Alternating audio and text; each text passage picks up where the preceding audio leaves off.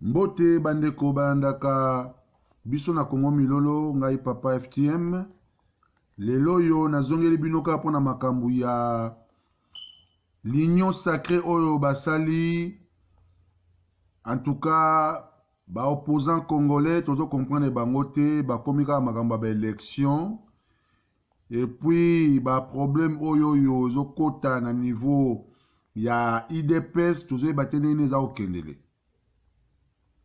Mais makambo ba opposant congolais boye biango na ko rappeler binote bo la plupart bango baza bango miyibi la plupart ba miyibi to yebeli yango. Mais élection il y a le 23 décembre ba okenango contre qui et puis la machine nini a voté parce que ti lelo oyo makambo machine a voté yango ezo ebanate. En tout cas soki bino ba opposant botie temena population Boke na ba élection le 23 décembre, il faut bo gagner. Ce qui bo gagner te tokotia bino nyoso tout na même sac.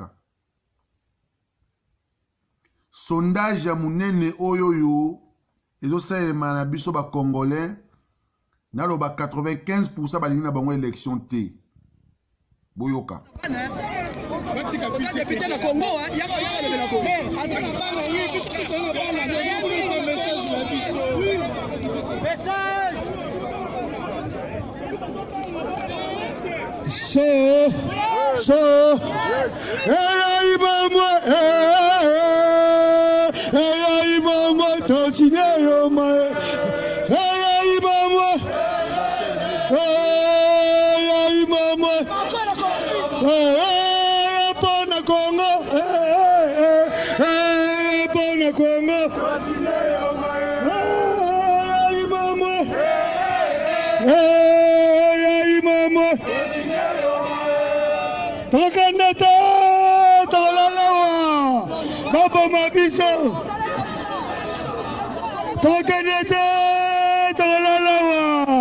Baba Mabiso, Bakongole Bayoka, Tokenete, Tolalawa.